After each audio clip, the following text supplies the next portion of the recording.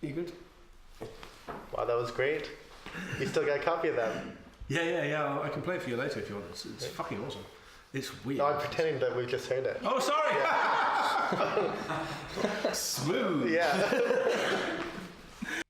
When you love someone more than they love you, what do you do? What do you do? When you call around and there's no one there for you, who do you have to talk to? Yeah, I grew up in a small town, basically like the countryside, which is less than an hour away from Vancouver. Yeah. It's very beautiful. Where I'm from it's like almost like a hippie commune, but now all those hippies have lots of money, so it's okay. When I was growing up, there's nothing there. It was just like forest. Well, I was in like a high school band for like 10 years, and we moved to Vancouver together to play shows. To get big. And yeah, and then when we broke up, I went solo. I was already playing solo as Tim the Mute, like shows from the age of like 15. Couldn't figure out how to break into the music scene and like how to make friends and stuff. I was quite shy, so I started a record label to try to meet people. And no one was ever going to put up my record, so I thought, if I have something that they need, they will come to me. Yes. As it was spoke, you're about to choke.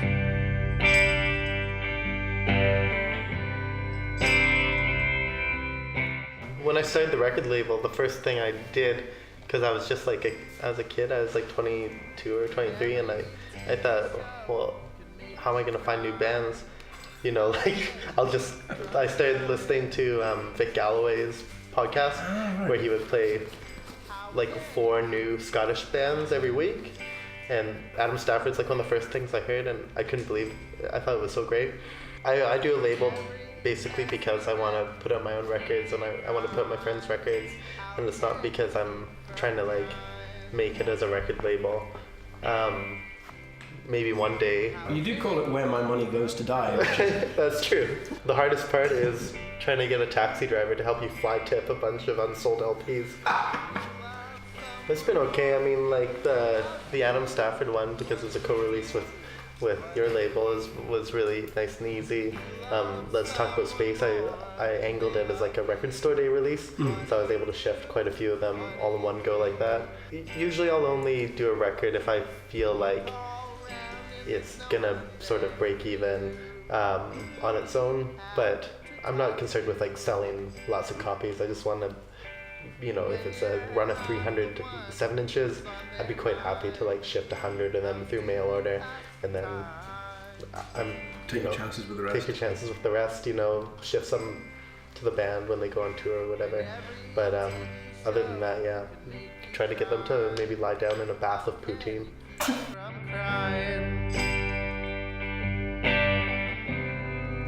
How can you keep from crying?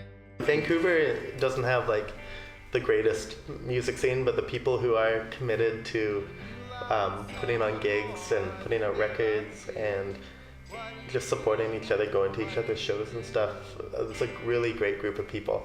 We actually have like an excellent funding system in Canada for the arts, but I think I read that like 70% of the funding, like 90%. 90% of the funding like doesn't leave like a 8-block radius of the office that gives it out.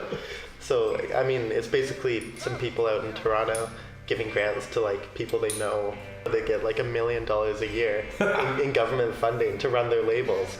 So I mean, like I spend, I don't know how much money I spend a year on my label, but like a much smaller amount. If I had $1 million a year, I would be walking around handing out record deals like candy, If I fell in a pit and I died, would you miss me?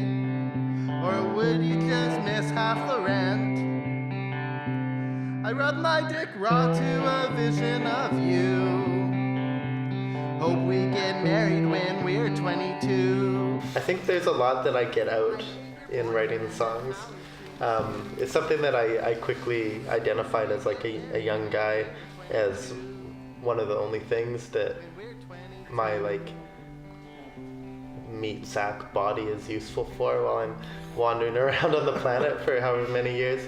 And I take it quite seriously, and there's a lot of stuff that I get out that I'm happy to not carry around with me in my everyday life.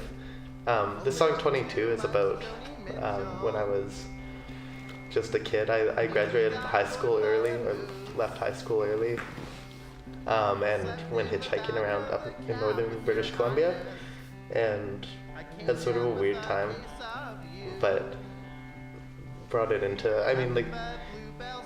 my stuff is autobiographical, sometimes in a very direct way, which makes people worry about me, but I am I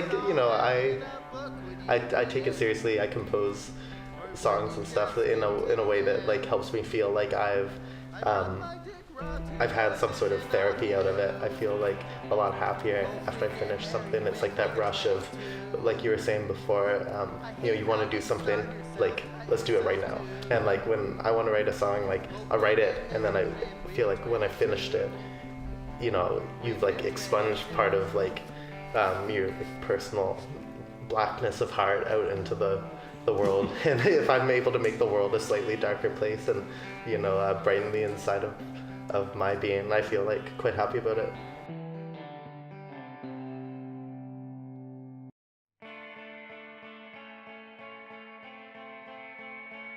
It's Trevor's first time being... Never been to the UK. Never been to the you UK keep saying before? Trevor. Oh, sorry, his name's Trevor Kim Gray. So he performs as Kim Gray, but his real name's Trevor. It's easy. I guess I started playing music, recording stuff in my basement on a Tascam 4 track when I was a child. And initially I with my band Skinny Kids for a second EP, I was shopping it around. And eventually I emailed Tim. Eventually. I'm so far down the list. After you exhausted all the really good options, you're just fuck it, Tim will have to. I'd like to hear what was before. I feel I got so cornered into having a particular sound where Kim Gray, the solo project, would kind of allow me to not be cornered and do whatever felt right. I've never played solo before until this tour, so I usually have a 4 or 5 piece band, and Tim asked if I wanted to come, and so frantically a couple of weeks before this tour I was recording cheesy 90s drum beats and bass to play along to. So yeah, it's new to me. The record coming out now called Perfume I recorded with Malcolm, and I play all the instruments on the record, but we kind of just pieced it together, so it sounds pretty full, so translating that into a live show is a little bit more difficult. Yeah, but now I play in a full band, so initially going solo, getting away from the band, it's just become a different band. So yeah. You've been doing great. Hey, thanks, bud. I've been watching old Kim here play Trevor. every night, Kim or Trevor, and it's been lovely. Can't really make out all the vocals, so I've been writing my own lyrics along to some of the songs. I might do a covers record, like a Weird Al style parody record coming out.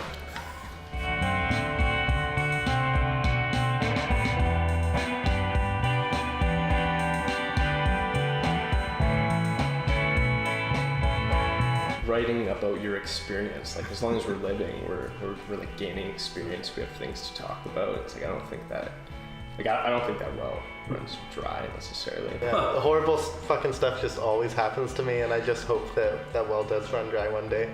Until then, I've got lots of stuff to choose from. I don't know, bands usually start to get bad after you have a little success, you get a mortgage, and after the life gets comfortable. Yeah, after your life gets comfortable, you start running out of